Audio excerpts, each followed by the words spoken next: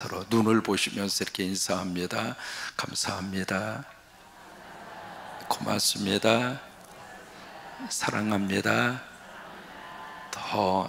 서로 사랑하는 마음으로 행복합니다.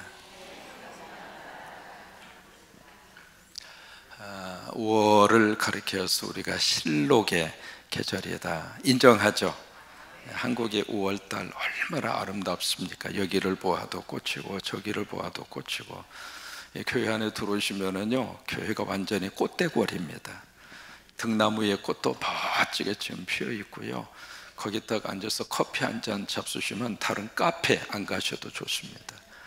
꽃잔디가 쫙 둘러져 있어서 얼마나 아름다운지. 피천덕 씨는 그 수필집에서 그렇게 이야기합니다. 5월을 가리켜서 어떻게 노래를 했느냐면, 마치 21살의 아가씨가 찬물로 얼굴을 세수한 것과 같아. 와,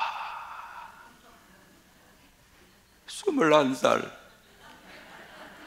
탱탱한 얼굴, 티 하나 없는 맑은 그 얼굴 찬물로 세수를 싹 했어요.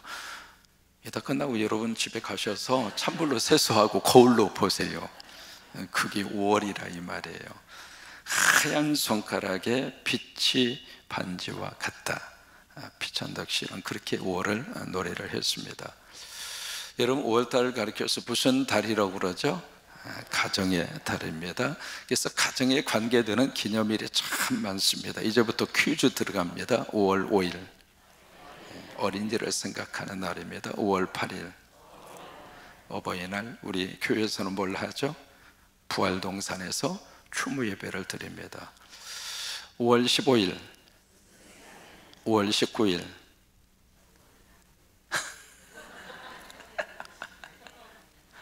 성년의 날, 5월 21일, 이건 여러분 기억하시죠? 이게 이제 5월달 매일마다 이 모든 이 날들이 어디에 초점이 맞추어져 있어요? 가정입니다. 가정. 여러분, 예수님 안에서 여러분 가정 모두가 다 행복하시기를 바랍니다. 그러니까 하나님이 가장 원하시는 것 중에 하나가, 창세기 보시면은요, 자, 교회를 먼저 만들었어요? 가정을 먼저 만들었어요? 가정입니다. 그러니까 모든 이 삶의 출발이 바로 가정에서 시작이 됐죠. 우리가 존재하는 것도 가정이 있었기 때문에 존재하는 거 아닙니까? 만약에 아빠, 엄마가 없었다면 이 세상에 나올 수 있는 사람 손 들어봐. 가정이 있었으니까 내가 존재하는 거예요. 그러니까 모든 생명의 출발과 생명의 역사들이 어디에서 이루어지는가? 가정이에요. 여러분, 그것처럼 하나님이 우리 가정을 만들어 주셨어요. 아멘도 아니에요. 하나님이 우리 가정 만들어 주셨어요. 크게 아멘. 하나님이 우리 가정 만들어 주셨어요. 하나님이 우리 교회 만들어 주셨어요. 그러니까 교회와 가정은 사람이 만든 게 아닙니다. 누가 만들어 주셨어요? 하나님이. 이 순간 용화 목사님이, 주여 나도 만들어 주옵소서. 용화 목사님 눈에 그 기도 제목이 보이거든. 하나님이 만들어 주시는 거라 이 말이에요. 그러니까 여러분 살면서 자꾸 옛님이 그리워, 그때 이번한테 가야 되는데, 그런 생각 절대로 하지 마시고, 지금 살고 있는 분이 가장 알맞은 짝이고 나한테 최고로 좋은 짝이고, 아시겠습니까? 그렇게 생각하고 그렇게 믿고 사는 것이 가정이라 그 말이에요. 그러니까 가정의 출발이 나로부터 시작이 됐다면 내가 선택할 수가 있겠죠. 내가 결정할 수가 있었겠죠. 그리고 그것이 나의 최선의 거라고 생각을 할 수가 있었겠죠. 그러나 그렇지 않아요. 나로부터 시작이 된 것이 아니라 하나님으로부터. 그래서 우리 자녀들도 마찬가지입니다. 내가 둘이 관계를 해서 이 자녀를 낳은 것이 아니라 하나님이 우리 가정에 하나님의 기업을 맡겨주신 거예요. 맡을만 하니까 하나님이 맡겨주신 거잖아요. 우리 교회 교회학교도 마찬가지입니다. 맡을만 하니까 영아부 친구들을 보내주셨고 어린이집 친구들을 보내주셨고, 제가 이제 한 달에 한 번 어린이집에 가서 안수하는 날이 어제였습니다. 어제 가서 보니까 벌써 이제 이 친구들은 졸업해서 가고 새로운 친구들이 왔는데 이게 쌍둥이가 온 거예요. 우리 태우 동생 쌍둥이가 이제 곧 태어납니다. 그래서 쌍둥이가 이렇게 왔는데 옷을 똑같이 입혀서 이렇게 왔어요. 왔는데 설교 마치고 나면 쭉 한 사람씩 안수를 합니다. 안수를 하는데 어제는 왜 이렇게 복잡한지 막 울고 안수 안 받겠다고 뒤로 뻗팅기고, 내가 무슨 뭐 제 얼굴이 험악하게 생겼습니까? 인자하잖아요. 근데 내 앞에 와서 무릎 꿇는 것이 좀 뭐한가 봐. 막 그런 친구들이 이렇게 많으면서 속으로 참 복잡한 동네네. 그런데 그 아이들을 끌어안고요, 어떻게 쓰든 이 기도를 받게 하려면 선생님들의 모습을 보면서 야, 이 부모님의 심정이구나, 그래서 우리 성광교회 어린이집이 잘 되는구나, 그 생각이 들었거든요. 그래서 머리 위에 탁 안수하고, 어떤 친구는 딱 와서 두 손 탁 모으고, 그 다음에 다 끝나고 나서 이제 축도까지 다 마치고, 자, 목사님에게 감사하다 인사해 하면 인사를 하고 그 다음부터가 중요합니다. 몰려오는 거요. 누구한테? 대답 안 하시는 분은 어린이집에 와서 봐. 그때는 참 그렇게 행복합니다. 그러니까 막 몰려오는 그 아이들을 하나씩 이렇게 쓰다듬어 주면서 무슨 생각이 들었냐면, 하나님이 보내준 생명이구나, 맡을만 하니까 어린이집에다 보내준 거예요. 영아부에게 보내주시고, 유치부에게 보내주시고, 유년부에게 보내주시고, 초등부에게 보내주시고, 중고등부에 보내주시고, 청년부에 보내주시고. 그러니까 모든 가정의 시작은 땅이 아닙니다, 정부가 아닙니다, 조직이 아닙니다. 하나님으로부터 시작이 됐다고. 역사학자 가운데 토인비 여러분 기억하시잖아요. 도전과 응전이라고 하는 이론을 만들어낸 사람이죠. 이 토인비가 참 기가 막힌 말을 했습니다. 이 세상에서 가장 아름다운 가족 제도를 가지고 있는 나라가 있다, 그 나라가 한국이다 그랬어요. 1953년도입니다 그러니까 전쟁이 끝난 이후가 되겠죠. 휴전이 하고 나서 미국의 사회학자 몇 사람이 한국을 방문합니다. 지금까지 세계의 역사 속에서 전쟁이 일어난 다음에는 몇 가지 사회적인 현상이 일어납니다. 그 중에 하나가 전염병입니다. 전쟁이 일어나고 나면 온 그 나라 전체가 전염병의 창고랍니다. 그래서 수많은 사람들이 전염병으로 세상을 떠납니다. 두 번째는 전쟁 고아들이 급증합니다. 우리들이 다 기억할 수 있는 그런 내용들이죠. 그리고 또 하나, 기형아 출산율이 급격하게 올라갑니다. 또 하나, 사회적으로 불안하기 때문에 강도와 절도가 막 사회적으로 그렇게 들끓습니다. 그래서 이제 1953년도에 미국의 사회학자들이 왜 한국에 들어왔는가, 일반적으로 전쟁 이후에 그런 사회적인 현상들이 막 일어나게 되는데, 도대체 한국에서는 그런 일반적 사회 현상이 그렇게 급격하게 일어나지 않는 이유가 뭐냐, 그걸 연구하기 위해서 들어온 거예요. 그래서 이분들이 쭉 사회 전반적으로 이렇게 사회학자이기 때문에 사회 현상과 더불어서 사회의 모습을 쭉 이렇게 보면서 두 가지의 아주 인상적인 장면을 이분들이 봅니다. 하나는 이분들이 시골을 쭉 이렇게 다니다가 마루, 다 시골집이 마루가 있었잖아요. 그 마루에 할아버지하고 손주가 같이 점심을 먹는 모습을 본 거예요. 점심을 먹는 모습을 봤는데 이 할아버지가 이 손주에게 입을 벌리라고 하더니 숟가락에 보니까 뜨니까 숟가락 위에다가 할아버지가 젓가락으로 뭔가를 얹어주는 거예요. 근데 자세히 보니까 손주가 먹고 있는 숟가락에 예수 먹고 살아라 이렇게 써져 있는 거예요. 근데 할아버지가 젓가락으로 딱 해서 집는데 젓가락 위에도 예수 먹고 살아라 이렇게 써져 있는 거예요. 그 젓가락을 뭔가 집어서 손주 입에 들어가는 숟가락 위에다 뭔가를 얹어주는 거예요. 뭘 얹어주는 거예요? 반찬을 얹어주는 거예요. 이 미국의 사회학자 입장으로서는 지금까지 자기가 그런 광경을 한 번도 못 본 거예요. 여러분, 미국 아이들 보면은요, 태어나서 얼마 있지 않는 그 순간부터 지방에서 지 혼자 자야 돼요. 울어도요 끔찍도 안 합니다. 너는 네 인생이다, 나는 내 인생이다. 저희 딸내미도 마찬가지였습니다. 얼마나 시끄럽게 우는지 3시간을 울어도 안 가더라고. 그리고 결국 집사람이 올라가서 달랬어. 근데 미국의 사회학자 입장으로서는요, 어떻게 할아버지가 손주 입에다가 먹을 것을 떠주는가. 이제 그 광경 하나를 보았고, 두 번째는 시장을 이렇게 가는데 시장에 한 어머니가 한 아이를 등에 업고 머리에다가는 보따리를 이고, 그리고 이제 엄마가 이렇게 가는 모습을 봤는데 그 아이가 엄마의 등 위에서 새근새근 잠을 자고 있는 거예요. 아이들을 말이죠, 등에다가 이렇게 신체적인 접촉을 하면서 업어주는 나라가 흔하지 않습니다.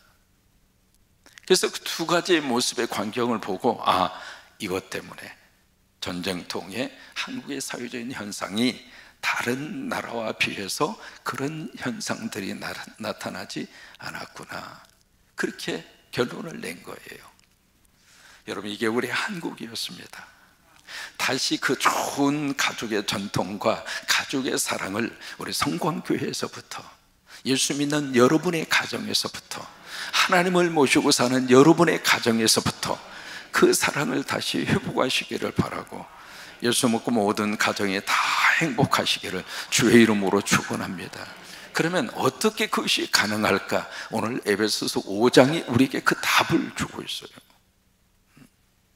이 에베소서 5장 전체를 딱 한 말씀의 중심축의 구절을 선택하라고 한다면 에베소서 5장 18절이에요. 술 취하지 말라, 이는 방탕한 것이니. 그 다음에 따라서 하십니다. 오직, 크게 하십니다. 오직, 다시 한번 오직 성령 충만을 받으라. 이게 에베소서 5장 전체를 해석해 가는 열쇠입니다. 이걸로 해석을 하셔야 돼요. 성경에 성령 충만이라고 하는 단어가 15번 나옵니다. 언젠가도 말씀을 드렸죠. 이 충만은 뭐예요? 겨우 여기 그릇에 채워지는 정도가 아니라, 충만은 뭐라고 그랬어요? 채워지고 또 채워지고 채워져서 어떻게 해요? 완전히 넘치는 상태. 그래서 맨 처음에는 컵 속에 물이 있지만 충만하면 나중에는 거꾸로 돼요. 물 속에 컵이 있다, 이 말이에요. 이게 충만이에요. 처음에 내가 충만할 때는 내 안에 성령님이 계시지만 그 성령의 역사가 내 안에 채워지고 또 채워지고, 이 새벽에도 채워지고, 쉐키나 찬양하면서 채워지고, 이 여신도 찬양하면서 채워지고, 설교를 들으면서 채워지고, 우리가 믿음 생활하면서 성령의 은혜가 채워지면 처음에는 성령이 내 안에 계시지만 나중에는 성령 안에 내가 거한다, 이 말이에요. 이게 충만해요. 그러면 성령 충만하면 무슨 역사가 나타나는가? 능력이 나타납니다. 사도행전 1장 8절 말씀, 너희가 성령을 받으면 뭘 받고? 권능을 받고. 여러분, 권능을 받고 싶으면 성령 받아야 돼요.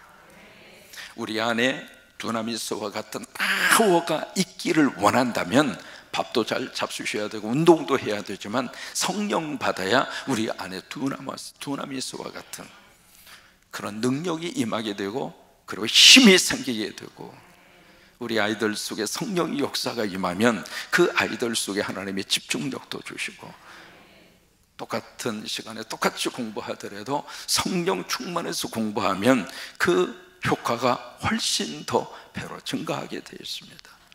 왜요? 하나님이 주시는 능력이 있기 때문에. 여러분, 석회 아시잖아요. 석회에다가 물을 가하면 뭐가 이렇게 나오죠? 열이 나옵니다. 석회에다가 물을 가하면. 녹슨 숟가루하고요, 알미늄이 있잖아요. 이 두 가지에다가 열을 가하면 거기에 2000도 이상의 온도가 올라갑니다. 마찬가지로 우리는 진흙이잖아요. 우리는 다 연약하잖아요. 그런데 이 흙과 같은 이 존재 속에 하나님의 영이 들어오면, 우리 안에 성령이 들어오면 우리 안에 엄청난 하나님의 역사와 능력이 나타나더라 이 말이에요. 그러니까 우리 안에 그 힘이 있는 것이 아니라 이게 성령과 내가 만나야 돼요. 질그릇 같은 이 속에 하나님의 영이 들어오셔서 그 하나님의 영과 우리가 하나로 만나면 그 속에 힘이 나오고, 내가 도저히 할 수 없는 것을 할 수 있도록 능력을 주시고, 힘으로도 능으로도 할 수 없지만 오직 나의 신으로 말미암아 되느니라. 월 한 달 그 복 받고 사시기를 바랍니다. 그 은혜로 여러분들의 사업이 일어나고, 그 은혜로 여러분들의 직장에서 승진 되시고, 그 은혜로 우리 자녀들이 공부해서 성적이 올라가고, 그 은혜로 우리 성광교회가 하나님의 사명을 감당하고, 그 은혜로 우리 민족이 다시 한번 6.3 대선을 통해서 하나님 앞에 쓰임받는 민족이 되고. 그래서 말세에 내가 남종과 여종에게 하나님이 뭘 주신다고 그랬어요? 성령입니다. 왜 그럴까요? 마지막 때는 이 능력 받아야 영적으로도 믿음으로 승리하고 살아요. 그래서 여기에 성령 충만의 말씀과 모든 그 뒤에 있는 말씀이 전부 다 연결이 돼요. 성령 충만하면 시와 찬송과 신령한 노래로 하나님께 노래하고 찬송하며, 그러니까 성령 충만하면 우리 안에 찬양이 나옵니다. 성령 충만하면 그 다음에 하나님 앞에 감사하며 감사가 나옵니다. 성령 충만하면 그 다음에 뭐가 나오는가? 복종이 나옵니다. 여러분, 이 단어 자체가 굉장히 부정적 뉘앙스이기 때문에 이 단어 자체가 굉장히 받아들이기 힘든 단어인데, 이 복종을 다르게 해석하면 존경입니다. 존경, 리스펙트. 이게 성령 충만하면 무슨 역사가 나타나는가? 서로가 서로를 존경하고, 그리고 서로가 서로를 존귀하게 생각한다 이 말이에요. 이게 성령 충만입니다. 그래서 오늘 이 말씀도요, 말씀의 문맥이 여기 21절로 해서 우리 성경은 딱 끝나고 그 다음에 동그라미가 22절에 있잖아요. 근데 영어 번역을 보시면 동그라미가 22절에 없어요. 21절입니다. 그러니까 성령 충만할 때 우리가 서로 존중하고 살고, 그리고 존경하고 살고, 그것이 사랑이라고 하는 거예요. 여러분, 우리가 성령 충만하면 나라고 하는 이 존재가 얼마나 존귀한 존재인가 깨닫게 돼요. 왜 그럴까요? 우리는 하나님의 형상대로 지음받았으니까. 나라고 하는 이 존재가 다른 사람에 의해서 평가받는 것으로 끝나지 않고, 나라고 하는 존재가 얼마나 소중한가. 십자가 볼 때마다 나의 존귀함을 다시 한번 깨달았으면 좋겠어요. 자녀도 마찬가지입니다. 공부 잘하면 내 자식이고, 공부 못하면 남의 자식이고, 그런 게 어디가 있어요? 다 우리 작품인데, 다리에서 주워온 거 아니잖아요. 다 우리 작품이잖아요. 그러면 둘 중 한 사람 닮은 거지. 그 말 안 듣고 뺀질뺀질하는 것도 누군가의 DNA가 들어가서 그런 거지. 그냥 애만 뭐라고 그러면서 그냥 그렇다고 쥐어박는데, 그 애 쥐어박기 전에 내 머리부터 쥐어박아야 되는 거 아니에요? 가끔 아이를 데리고 와서 안수 받는 분들이 계세요. 아이를 가져와서 이 애가 말도 잘 안 듣고 공부도 안 하고 집중력도 없고 막 산만하고, 그래서 아이에게 안수기도를 해달라고 이렇게 오면은 엄마하고 아이하고 손을 같이 얹어요. 같이 얹어서 애는 살포시 얹고 엄마는 세게 눌러. 왜 자식이 문제냐? 애미가 문제지. 여러분, 그렇잖아요. 그러니까 우리 안에 참 이 놀라운 역사입니다. 그런데 내가 은혜 받고 성령 받고 나니까 이 애 자체, 그 존재 자체로 귀하더라 이 말이에요. 왜요? 그 아이를 위하여 주님이 십자가 달려 돌아가시기까지. 그러니까 성령으로 충만하면 우리가 서로 복종하고 서로 존귀하게 생각하고 서로가 존경하면서 그러면서 살게 되는데, 그러면서 그 다음에 22절 말씀이 이어지는 거예요. 여기 아내들아, 여러분 이거는요 성령 충만한 아내에게 말씀하시는 내용입니다. 일반적인 모든 아내들에게 이 말씀을 딱 갖다가 드리면, 여기에 22절에 있는 말씀대로 아내들이여 자기 남편에게 복종하기로 주께 하듯 하라 하면 아멘 할까요? 아니면 고개를 절레절레 흔들까요? 목사님, 이 인간하고 안 살아봐서 그래요. 어떻게 이런 인간에게 내가 존경하고 복종해요? 어림도 없어요. 일반적인 반응입니다. 그럼 여기 아내들은 누군가? 성령 충만한 아내. 그러니까 성령 충만한 아내는 이 하나님의 말씀을 나에게 적용합니다. 근데 성령 충만하지 않으면 이 하나님의 말씀을 남에게 적용시킵니다. 그래서 남편들이 이 가정의 달이 되면 이 22절 말씀을 어떻게 은혜를 잘 받는지, 남자들이 이것만 은혜를 만땅 받아가지고 이걸 또 딸딸딸딸 외워. 다른 성경은 별로 외울 마음이 없으면서 이것만 열심히 외워가지고 딱 가자마자 의기양양하게 당신 이리 와봐. 너 목사님 뭐라고 한 줄 알아? 아내들이여 자기 남편에게 복종하기로 죽게 하듯 하라. 아멘이요. 당신 남편 나한테 복종하라고 누구에게 하듯이, 예수님에게 하듯이. 그것도 안 하면서 무슨 집사요? 그거 안 하면 잡사지. 그러면서 그냥 다시 한번 집에 가서 설교를 또 하는 거예요. 그러라고 주신 말씀이 아닙니다. 여기 안에는 누군가? 성령 충만한 아내. 성령으로 충만하고 나니까 남편이 소중하게 느껴지고, 남편의 존경스럽게 느껴지고, 존경할 만한 가치가 있어서 존경할 만한 그런 인물이라고 하는 뜻이 아니라 존재 그 자체로 너무 소중하다 그 말이에요. 왜? 하나님이 보내준 남편이니까. 여자분들만 하면 소리가 별로예요. 성령 충만한 아내. 왜냐하면요 22절에서 마지막 절까지 아내와 남편의 이야기를 하면서 계속 끌고 가는 문제가 있습니다. 교회라고 하는 단어가 몇 번 나오는 줄 알아요? 정신없이 읽으셨으니까 숫자도 안 헤아려 보셨죠? 8번 나와요. 그럼 부부 문제를 얘기하면서 왜 교회하고 그리스도의 문제를 같이 직결하느냐고요. 단순히 부부 문제만 여기서 터치하고 있는 것이 아니라 그리스도와 예수님과의 관계를 가지고 부부 문제를 살짝 건드는 거예요. 그러니까 아내들은 누군가? 성령 충만할 때. 여러분들이 성령으로 충만하실 때 지금 있는 남편이 나에게 너무 귀한 분이고, 지금 있는 남편 하나님이 나에게 보내주신 분이고, 그런 거예요. 그러면서 이 말씀을 이래서 나에게 주신 말씀이구나, 은혜가 된다 이 말이에요. 그 다음에 남편들도 마찬가지입니다. 여기에 보시면 자 25절도 마찬가지입니다. 남편들아 아내 사랑하기를 그리스도께서 교회를 사랑하시고 그 교회를 위하여 자신을 주심같이 하라. 여기 남편도 어떤 남편이냐면 성령 충만한 남편. 그 남편만 이 말씀이 아멘이 되는 거예요. 근데 특별히 성령 충만한 남편들에게 아내를 사랑할 때 기준을 우리에게 줬습니다. 그 기준이 뭐냐면 내가 나를 사랑하는 거죠. 내가 나를 사랑하는 거죠. 여러분, 사람이 살면서 신체에 여러 가지 부분들이 있습니다만은 이게 아프지 않았을 때는요 거기 있는지 없는지 모릅니다. 그래요 안 그래요? 여러분 아침에 일어나서 귀 있나 없나 체크해요? 안 하잖아요.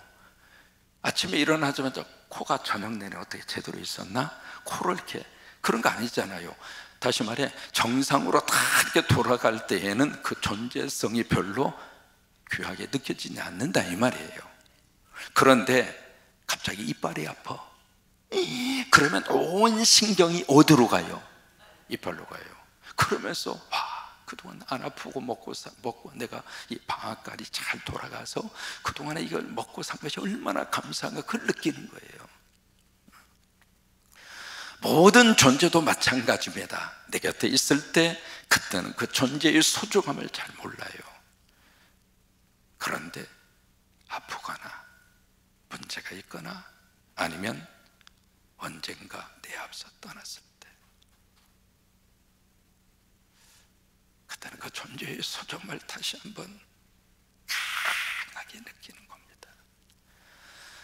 그때 가서 그걸 느끼지 말고 성령 충만해서 오늘 느끼자 그 말이에요.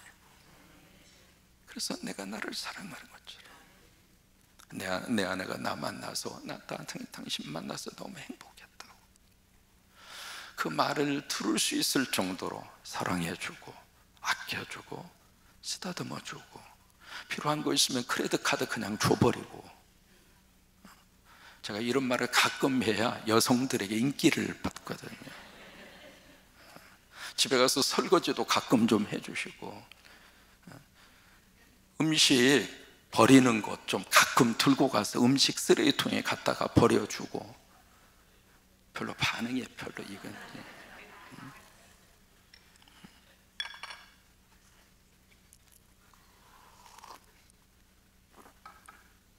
그래서 여기에 남편도 어떤 남편인가? 성령 충만한 남편. 그래서 여기에 가정생활에 행복한 가정생활의 가장 중요한 키워드는 다른 게 아닙니다. 성령 충만입니다. 성령 충만할 때 우리 자녀들도 예수님 안에서 잘 되고, 성령 충만할 때 우리 가정도 천국이 되고, 성령 충만할 때 우리 가정 안에 하나님의 은혜도 쏟아지게 되고, 성령 충만할 때 성광교회도 더 하나님 앞에 쓰임을 받게 되고. 그래서 이렇게 기도하세요. 주여, 우리 가정에 이거 해서 이것만 있으면 행복할 터인데 그러지 마시고, 그것을 한 방에 해결할 수 있는 방법이 하나님, 내가 성령 충만하게 해주세요. 내가 성령 충만하게 해주셔서 아내 된 내가 성령 충만하고, 남편 된 내가 성령 충만하고, 자녀 된 내가 성령 충만하고, 부모 된 내가 성령 충만하고, 여러분 한 사람 한 사람 모두가 다 성령으로 충만하셔서 하나님의 귀한 역사와 축복이 넘치게 되기를 주의 이름으로 축원합니다. 미국의 중부에 테네시라고 하는 주가 있습니다. 그 테네시 하면은 제가 지금도 기억나는 게, 여기서 목회하시는 목사님이 그쪽에 큰 산맥이 있습니다. 거기에 그렇게 산삼이 그렇게 많다는 거예요. 그래서 교인들하고 가서 산삼 캐가지고 먹었다고 자랑을 하더라고. 그래서 어머니 왜 혼자만 잡수, 나한테 좀 보내지. 그랬더니 정말로 보내줬어요. 그래서 테네시 주에 있는 그 산삼, 그거 제가 먹었잖아요. 테네시 주 하면 그 생각이 꼭 이렇게 나는데, 테네시 거기에 이제 멤피스라고 하는 아주 유명한 그 도시가 있습니다. 거기에 스나드시라고 하는 이 사람이 그 지역 신문에다가 광고를 냈습니다. 광고의 내용이 뭔 줄 알아요? 충격입니다. 남편을 팝니다.